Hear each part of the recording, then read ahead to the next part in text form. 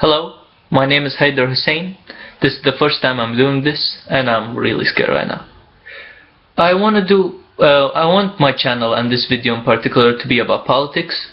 I started caring about politics very recently. I'm 18, I started caring about it at 17, and I really started caring when I started watching the news media and really watching them talk about it and seeing them as if they have no contact with reality. I watched mostly American news media such as MSNBC, CNN, stuff like that. I noticed they were like completely off on reality, and Fox News, like, it's another story.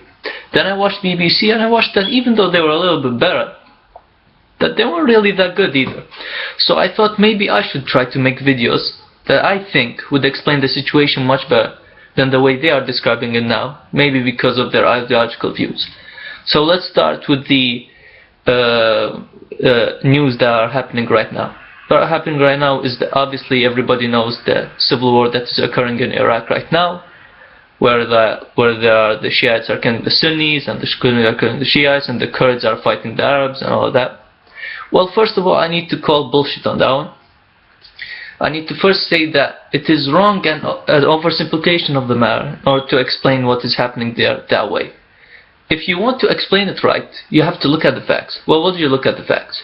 You look at first that Iraq is not a sectarian society, if you look historically. Not really. As I want to quote from Robert Fisk, who says, for example, when he found the person, an Iraqi, this is not official say, this is Robert Fisk interviewing an Iraqi, a Shiite who married a Sunni, and like people tell him, Robert Fisk asked him, aren't you scared civil war will occur?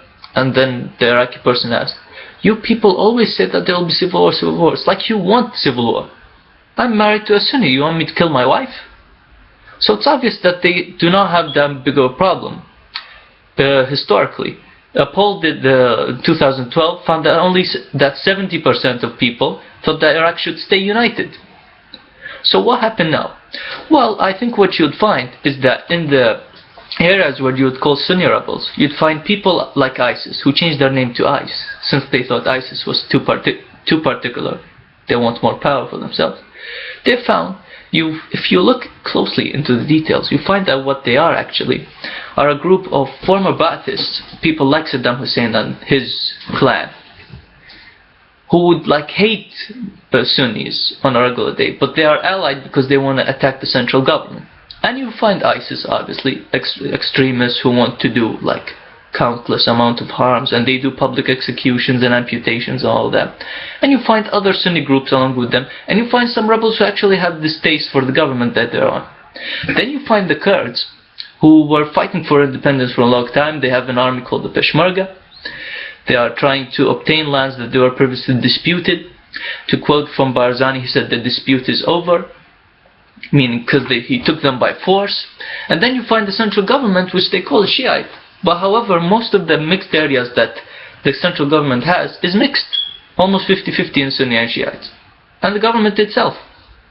So I think it's an oversimplification of what's occurring.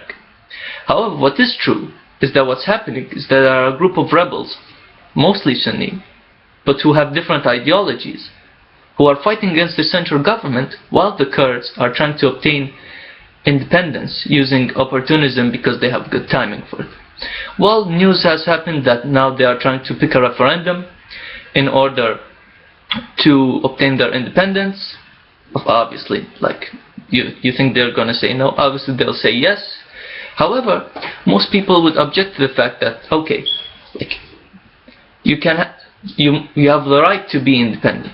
However, this opportunism of trying to say that you are part of Iraq, but then you say no, we want to be free. No, you have to pick one. And finally they're gonna pick one. This is all. This is my first time. Thank you for watching. I hope I'll do more, and I hope you watch more. Thank you.